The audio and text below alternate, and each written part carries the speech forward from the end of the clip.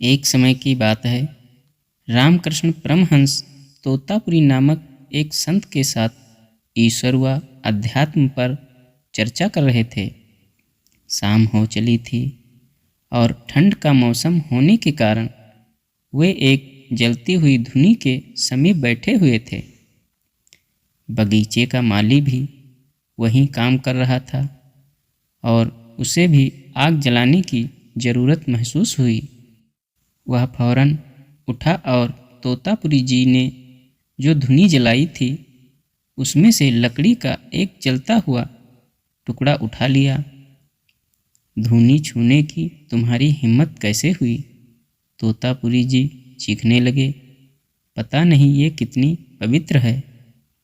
और ऐसा कहते हुए वे माली की तरफ बढ़े और उसे 2-4 थप्पड़ जड़ दिया। रामकृष्ण यह सब देखकर मुस्कुराने लगे। उनकी मुस्कुराहट ने तोतापुरी जी को और भी खिन्न कर दिया। तोतापुरी जी बोले, आप हंस रहे हैं। यह आदमी कभी पूजा पाठ नहीं करता है, भगवान का भजन नहीं गाता है, फिर भी इसने मेरे द्वारा प्रज्वलित की गई पवित्र धुनी को स्पर्श करने की चेष्टा की। अपने गंदे हाथों से उसे छुआ, इसलिए मैंने उसे ये दंड दिया। रामकृष्ण परमहंस शांतिपूर्वक उनकी बात सुनते रहे और फिर बोले, मुझे तो पता ही नहीं था कि कोई चीज़ छूने मात्र से अपवित्र हो जाती है। अभी कुछ ही क्षण पहले आप ही तो हमें एको ब्रह्म द्वितीयो नास्ति का पाठ पढ़ा रहे थे।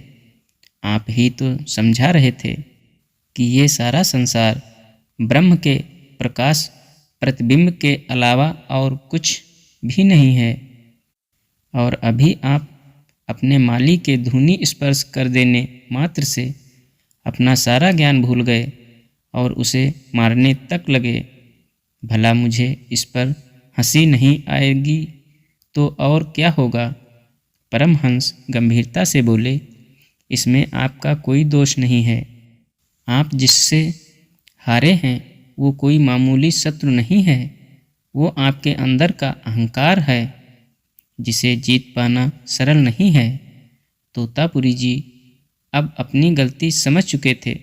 उन्होंने सौगंध खाई कि अब वो अपने अहंकार का त्याग देंगे और कभी भी छुआछूत और ऊंच नीच का भेदभाव नहीं करेंगे।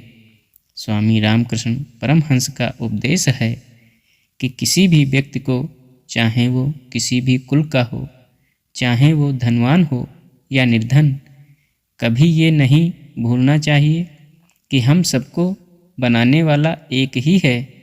हम सभी परमात्मा की संतान हैं और एक समान हैं। धन्यवाद मित्रों।